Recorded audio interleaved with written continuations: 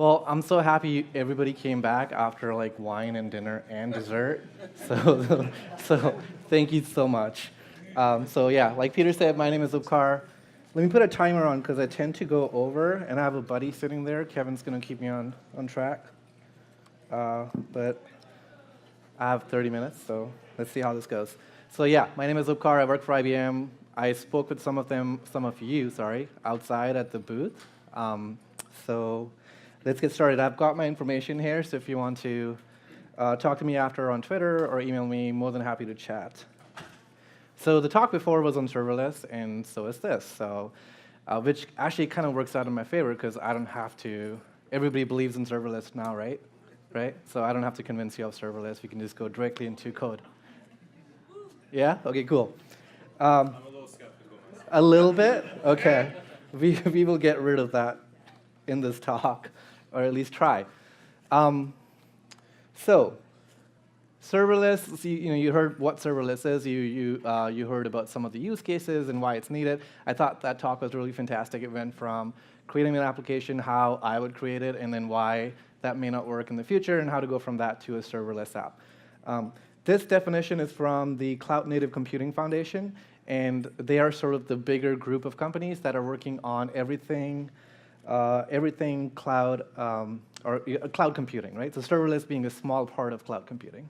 And as for them, and as Martin said, serverless means somebody else is taking care of your servers, right? So you as a developer focus on code. You as a developer focus on business logic, and scaling, provisioning, updates, security, all of that is somebody else's problem. So they have a white paper, and I have the link at the bottom there.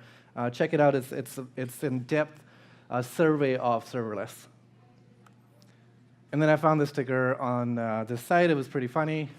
There is no serverless. It's just somebody else's container. I personally call it lessServer, which I think is more apt. But I don't think it's going to catch unless everybody here tweets about it. Then it might. Cool. So you looked at one use case or two use cases in the previous talk. So in my time as a developer advocate working with serverless, I've come across these three. So the first one is creating secure and scalable APIs. And most of the serverless platforms come with some sort of API gateway, which you can put in front of your functions or your actions. And then API gateway gives you things like authentication, authorization, scaling, as well as maybe rate limiting and other things like that. So that's one use case. In the demo, we'll go through how to create that real quick. The second one, I think that's more to do with the first talk, is creating some sort of backend service that gives you a joke back and how to add that to the serverless environment. The example I have here is a user takes a picture on the phone, it gets uploaded to a database, there's a function or an action listening for changes in the database. It picks the picture up, does some transformation, and stores it back, right? An example being when you take a picture of your check, or somebody gives you a check, you take a picture of that, and money gets deposited in your account. So one way that could be happening is there's a function listening for the picture to be made available in the database. It does some OCR magic and learns which account from, to, amount, all of that, and then calls the banking system to do the transaction. And the last one I think is the most interesting is the event-driven programming. And that, I think the second example of the service is sort of linked to that as well. You're listening to, or your serverless platform, your solution is listening to events happening externally and then reacting to those events. So yeah, I know the example before was from Google. I'll talk about Apache Openwhisk, which is open source, but there are tons of companies in the space. Although this is a relatively new field, there is what we call installable solutions and hosted solutions. Installable are more the open source solutions that you can get the source and you can run it on your environment. And then hosted is you pay somebody else to manage all of it for you, which I think is that's the goal of serverless. And then now companies are building tools and frameworks on top of the installable versions. So if you look down here, it's a little bit tiny, but that's Apache Openwhisk down here. Okay. You can see. And then this is IBM Cloud Functions. IBM Cloud Functions is our commercial offering on top of Apache Openwhisk. And the idea, I think they do a really good job. They take the master branch of Openwhisk and use that in the commercial product. And that way, anything that comes up or fixes or pull requests get immediately pushed back into the open source community. Oh, speaking of. So Apache Openwhisk, like I said, it's developed by IBM Research a couple of years ago, donated to Apache, and now the other two sort of big players are Adobe and Red Hat, and then there are other companies as well. And it's funny when I say Red Hat as being, as being another company. But to understand Openwhisk and to understand the examples we'll go through, you need to know sort of three terms here. So one is actions. Actions are your code. That's what's running on the platform. Second is triggers, and triggers are things that get fired when something external happens. So triggers are always listening. And the third thing is rules. And rules are what connects actions to triggers. So fairly simple. You bundle all of these together in something called a package. So here's a package and examples of triggers and actions. Let's start from the bottom. So action is the code that you're running, right? So that's your business logic. You can write that in multiple languages, and then if you don't see something here that you like, you can, if you can run it in Docker, you can run it as a function on IBM Cloud or on Apache Openwhisk. Triggers, so there are different categories of triggers. So one is social events. So for example, if somebody creates a pull request on a GitHub repo, that could be a trigger. Somebody just sending a message to a certain Slack channel, that could be a trigger to process that message. An example I made for a demo was whenever somebody puts a message in Slack, the serverless function is listening, and then it tries and figures out if the message is rude, and then it'll reply, please be more polite to the user. The other one was at hackathons, I'll do like a serverless function that's sending like encouraging messages to the hackers every 10 minutes or so, although they get annoyed really fast, and I have to shut that one down. Like, enough, let us work. The other one is database changes. I gave you an example before. IoT was talked about in the previous talk. That's another example, although you have to be careful with the number of events being generated. User input is a fairly simple one. So that's where, let's say you have a form, you have a survey like that, like the one that was given before, and every time somebody clicks the button to submit a form, you could potentially, instead of standing up your own server to process those responses, have a serverless function that only gets triggered or only is awakened when a new message or a new form is submitted. All right, and then rules are simply something that connects a trigger to an action. So like I said, Apache Openwhisk is open source. If you download that on your computer and you were to install it as Docker images, then when you do Docker PS, you get a list of containers. And as you can see here, I'm highlighting a few. So there's a couple of Node.js runtimes. There is a Kafka. So Kafka is Apache Message Hub. It's an open source software as well. You get some of those. You'll get a DB2, which is CouchDB, and CouchDB is a NoSQL database, so also open source. You get a service discovery service, and then you get Redis. So the point I'm trying to make here is, from the Openwhisk side, there's just these two sort of services. One is controller, one is invoker. They're also open source, but those are the only two additions to the existing open source solutions. So I think that's pretty cool. So Openwhisk comes with a handy CLI, and we'll take a look at that shortly. But essentially, it's called Whisk, WSK, and you can invoke commands on actions, packages, rules, and triggers, stuff that we looked at before. Activation is interesting. So every action that you invoke or trigger that you fire returns back an activation ID, so that later on you can go back and look at the logs and see what happened. So the other thing is the CLI also acts like a documentation tool. So in this case, I just said Whisk action. I didn't know what to put after. You hit enter, and gives you everything that you can do. So that, to me, that's super, super handy. Openwhisk comes with a bunch of pre-installed packages. So we looked at, Slack being a source of an event, or we looked at what was the other one? Cloudin being a source of an event, like something changes in Cloudin.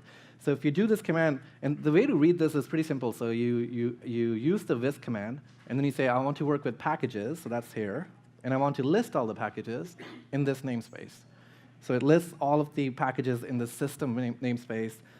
So Slack, weather one I have more details on that later. Cloudint, There's a bunch of messaging does the Kafka stuff. There's GitHub. And then the Watson ones are the IBM services. So now what I can do is I can say Whisk package. So again, I'm working with package. Get me a certain package in the Whisk system namespace. I'm asking for the weather package, and then I'm saying -- summary. So don't give me everything, just the detail, the summary, I guess. And so this one is saying there is one, or the package needs certain parameters bound to it, and then it has these actions and feeds. So it has one action. You can ask it for a 10-day forecast. So pretty simple. And then if I do the same thing with the Cloud-in, it has a whole bunch of more actions. So you can work with queries, design documents. You can work with attachments. And at the bottom is there is something called a feed. And that's when my trigger is listening on this feed. And every time a document changes, my trigger gets fired.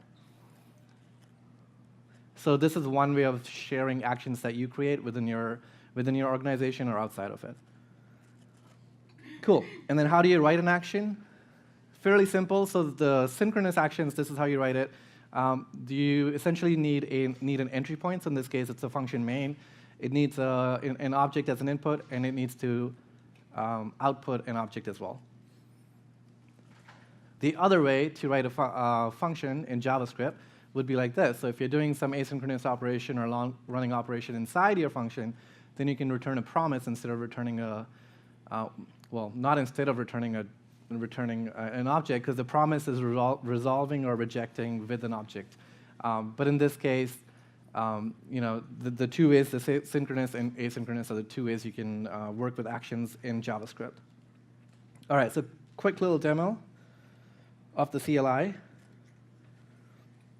So I have a directory here. I have 2 files in here. One is this. Actually, let me open it up real quick.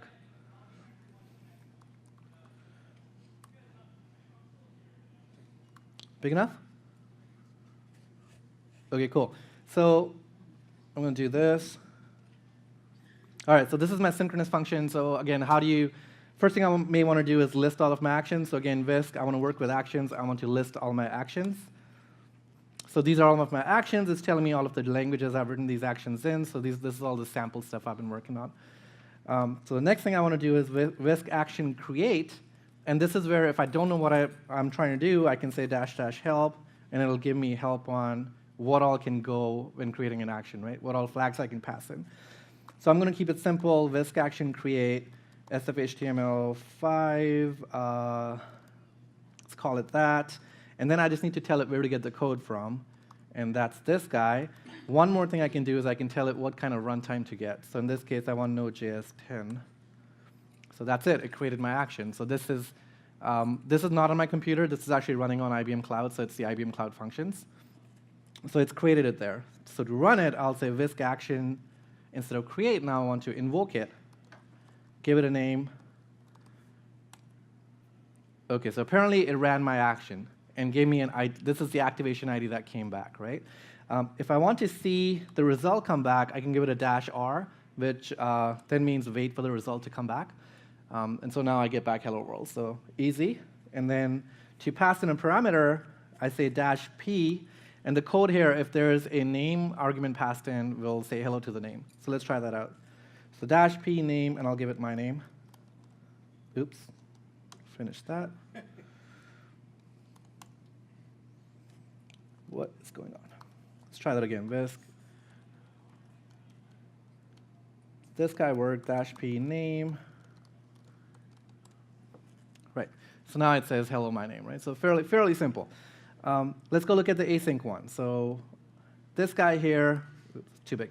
This guy here returns a promise, and if I pass in an argument called fail, then it rejects it. Otherwise, it resolves it. Just to make it simple. So let's do the same thing. Whisk action create. Let's call it sfhtml5 async, and then pass in the file. So that's done. And then again, to invoke it, invoke sfhtml async. That's it. And I won't use -r because I want to show you the activation thing. So let's make this big. Now this is my activation ID. So now I can do Whisk activation get that activation. And let's see what comes back. Cool. So it's telling me metadata about my action. So when I created this action, I did not use the -- kind Node.js 10, so it defaulted to Node.js 6. It's telling me how much memory was allocated, what the timeout was, et cetera, et cetera. But then here is what the response that came back with the result of success, right? And it tells me how many milliseconds that action took. So if I again go here and say -r-p and give it a fail of true, then it comes back with the failure, right? And now I can do whisk activation list. It'll give me all of the actions that have been done. I'm not sure what how back it goes. But the other cool thing I can do is, let me go to this screen here. So I can say whisk activation poll. And this is like tailing log files, if you've ever done that, right? So when you're writing code, you're debugging, you want to see what's going on. So now I can say whisk action activate, or not activate, whisk action invoke sfhtml5 sync -r -p name, and I'll give it my name. So that action happened, and then you see here, at some point, you'll eventually get the output. So if I have console.log statements in there, they also get output here. Cool, so that's my simple sort of demo. Let's move on to the slides to get to the more interesting stuff. So this is what we're making. I'm good on time. Oh, maybe not. Let's see how I do. So this is the demo. We're doing a simple REST API to get a cat, post a cat, put a cat, delete a cat. And my friend was really mad at me for deleting cats, but it's a REST API. You need a delete in there. The picture behind, do people recognize that? CryptoKitties? Those are my CryptoKitties, and they're worth nothing now. So I can at least demo them here, right? Okay, so this is our first demo. We want to create these actions, and the way it works is we create. Actually, that's on the next slide. Part number 2 of the demo. Every time somebody creates a kitty with a crimson color, so my database contains the name and color of the kitty, of the cat. So every time somebody creates a crimson color cat, I want to send an email to me saying a new cat was created with this fancy color. So these are my special cats, right? I never got to buy those because it's so expensive.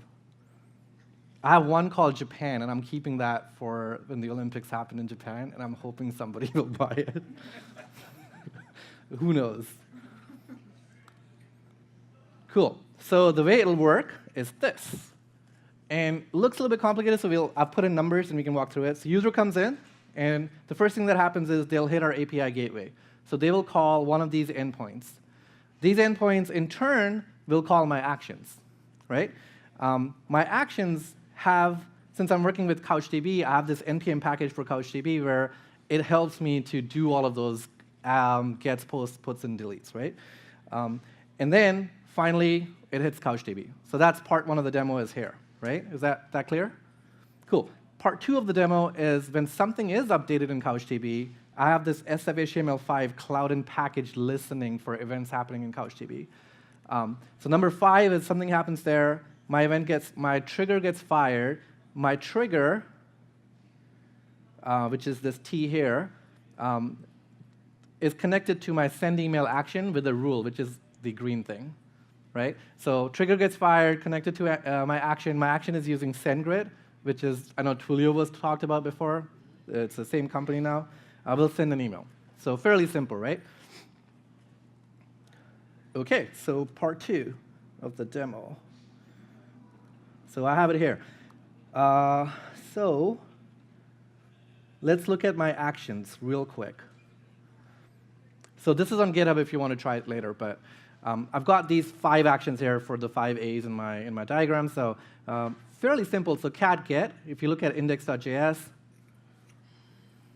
all this is doing is it's calling, or it's using the cloud and NPM package, doing some authorization with them. Then it's saying, hey, use the cats DB in CouchDB, and then go find me this cat with this ID. Once that comes back, I just resolve this promise with that. This is the case. This is the other case where I'm not returning an object. I'm returning a promise. We looked at that simple case, right? So it's the same thing. And then if there's an error, rejected. Fairly simple. My cat post does a very similar thing. So again, using Cloudin, it says go use the CatsDB database, and then if there is no name or color passed into my post request, I'm throwing an error, and that's just a decision I made. So that just depends on how you want to write it. If those things are present, then go ahead and insert it into the database, and when the result comes back, resolve it if there's an error, reject it. Fairly simple, right? So not much to that post. The put is the same as post. So in Cloudin, in CouchDB, if you use the insert function with an ID and revision number, it becomes an update instead of a new cat. So again, same thing. Authorize with Cloudin, sign into or use their database. First, you have to find the cat with the ID that they passed in. Once I've found the cat, and like every good developer, I have a lot of console logs here. Then I create a new cat with the new name and color, but the same ID and revision. So to understand this revision thing, let me quickly go into the Cloudin side. So this is what my database looks like. So this is CouchDB. Of course, log me out. So this is my CouchDB. It's got one database called cats. This is what cats database looks like. Every row here is a document, is an object. And if I go inside, it's just an ID, a revision number, name of the cat, and color of the cat. Right? So pretty simple. Every time I do an update, I get a new revision ID. Every time I do an insert, I get a new ID and revision ID. That's how this works. Just one more thing before I move out of Cloudin. And that is...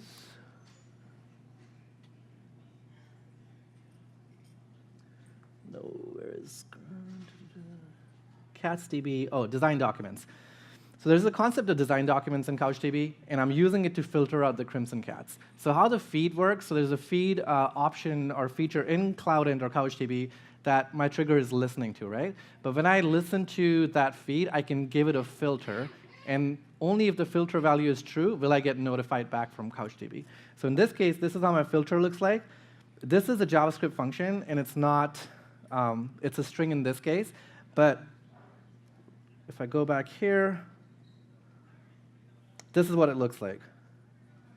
So that's my function. I'm saying if the color is crimson, notify me back. If not, don't bother. Because I don't want to get notified for every single change in the database. This is the same as what we saw in the other one. So yeah, CouchDB is a document-oriented NoSQL database.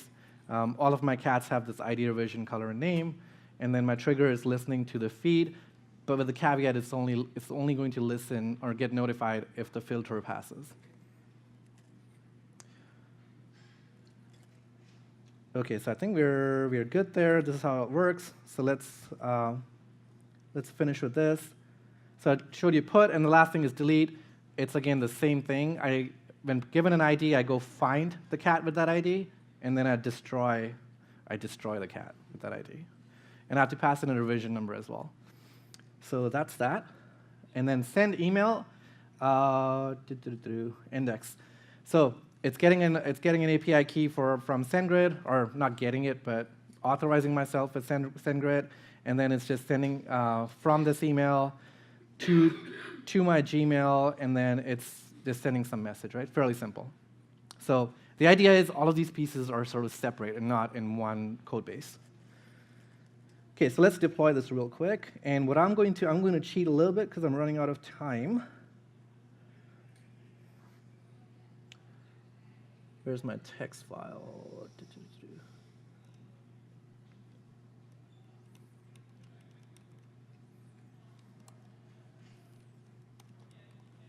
Oh, I called it this one. OK, so I could type all of this, and I've typed it like 100 times today just to rehearse for this. But we'll copy and paste if that's OK with you. You believe I can type, right? Yeah. OK. So let's go back to this. First thing I'm going to do is, let's get rid of this. All right, I want to create a package called cat package, and I want to pass in this JSON file as an environment file. So what does that JSON file look like? It's essentially got my Cloudin API key and the URL. So let's do that. So I've done that. If I were to now whisk package get cat package, and then give it a summary, it tells me, yeah, there's a package called that, and there are 2 parameters bound to it, right? So that's all I've done. The reason to do that package is, first of all, is to modularize your different actions, but secondly, the arguments flow through to the functions inside the package. So now I don't have to, every function inside my package knows about these 2, cloud and URL and cloud and API key.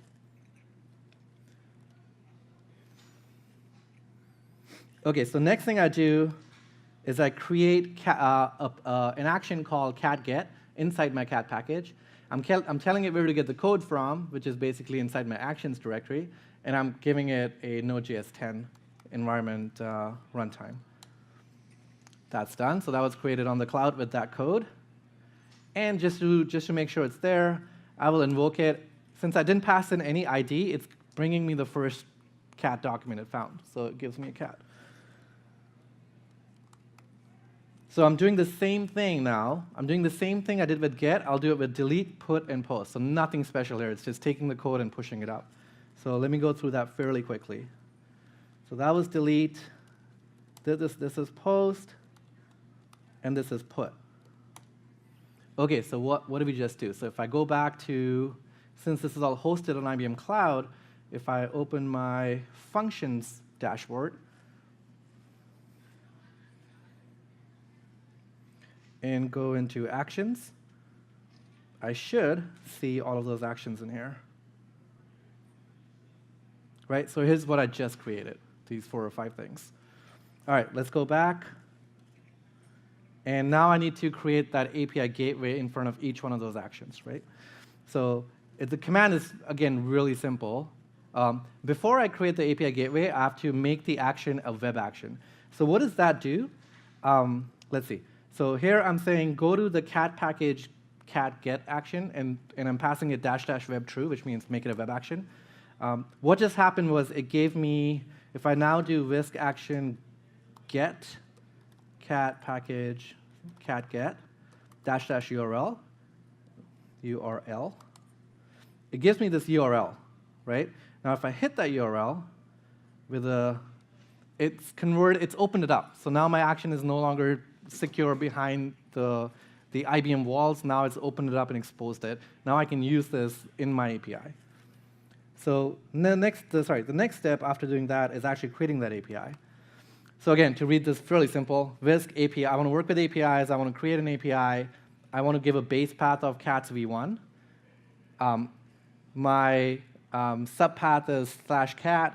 I want to use the get verb to get to it. Or when somebody sends a get request, then fire this action. And this is in my cat package. And this is what I want to call the API. So let me just do this real quick. So the next 4 lines are exactly the same for the other functions. So let's do that. So enable web action. Oh, the other one is still going. OK, enable web action, create the API. And then this guy again, enable the web action. Am I going super duper fast, or is this making sense? You're doing great. You just want to get out of here, don't you? Peter said 10 more minutes. Thank you, Kevin. I remember that. All right. So almost done. I think I got them all. Get, delete, post, and put. Cool. OK.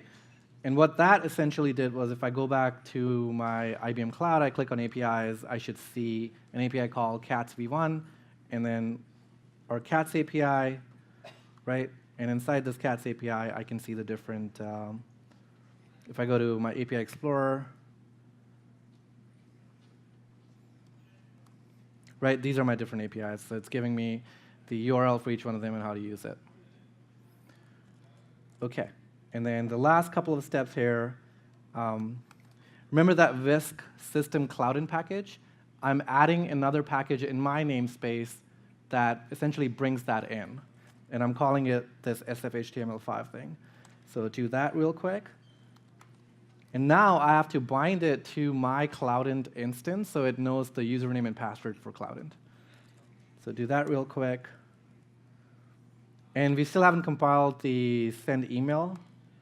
So let me do that. So if I need to go to the send email folder, zip everything up into a zip file. So now in here, I have this zip file that I can now push up as an action. So the way to do that is the same thing, action create, name of the action, what kind. But now I'm giving it a zip file instead of, is that? Oh, that's me. Yeah, no. All right, so let's do this. So that went up there. And the last two things I'm doing here, if I go back here, the last two things are creating this trigger, creating this rule. So we've already created the action, right? So let's create this trigger. So I'm saying create a trigger called Crimson. Oh, let's go up. Create a trigger called Crimson Cat Trigger, and it's listening to this feed, and this feed is coming from the Cloudant database. And create that rule. OK, all done. So let's see if this works now. So go back to my APIs. Let's post a couple of cats, and let's see if we get emails. So I'll grab this URL here, and then I have this Postman thing. I'm sure people have used this. Open here. So I'm going to say, hey, send a post request to that, and then give it a name of HTML5 cat, and give it a color of crimson because we want the emails to fire. So I'll do this, and then I can go to, I can open this runner thing, so I can do it multiple times. So now I can say, hey, run it, I don't know, 10 times, one per every couple of seconds, right? So I have my email service open here. Let's push that there on the side. And let's see if this works. Do I have post to that? Let's see. So it's posting cats with crimson color. And on the right, you see the emails coming through.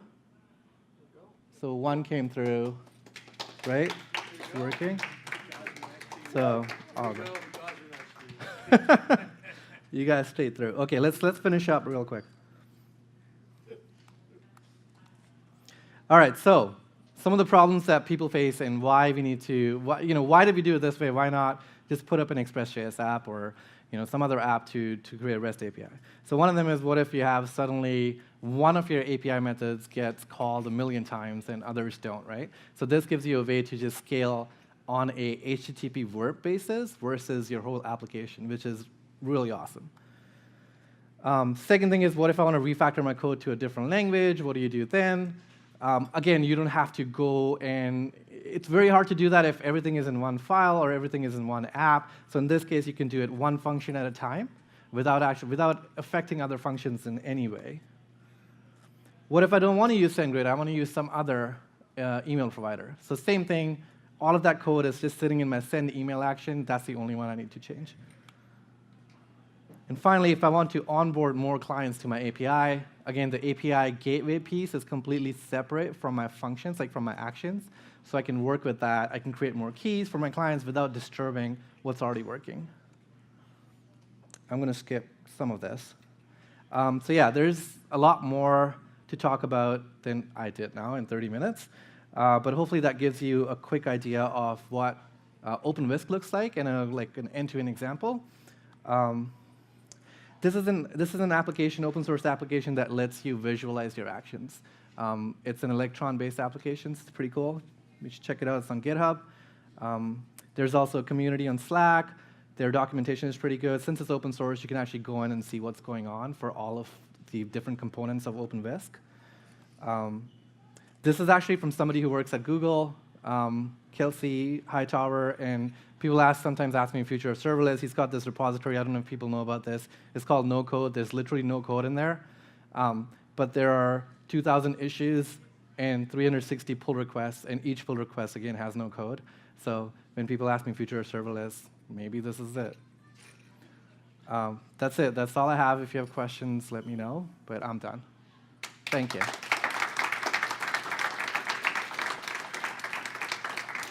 Hopefully this wasn't a repeat of exactly what you heard before.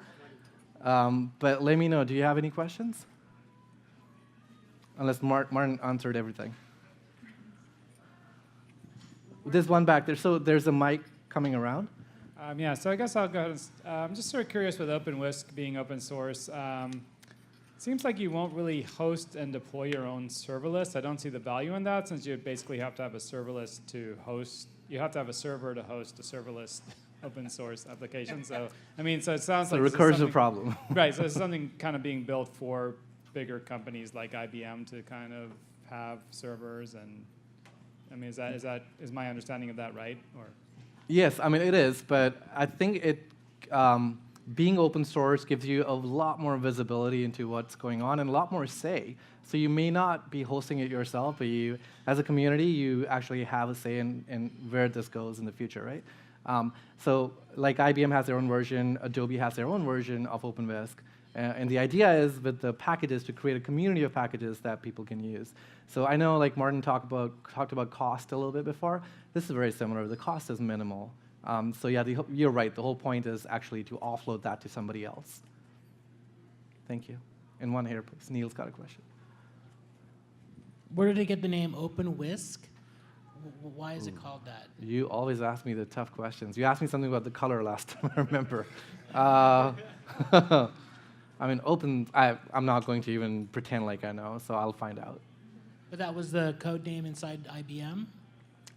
I will have to find that out too. Okay. It was before it was IBM Research, which is quite hush-hush, but I'll find out and put it on Meetup. That's a good question. Thank you. Cool. That's it? That was easy. Thank you. All right.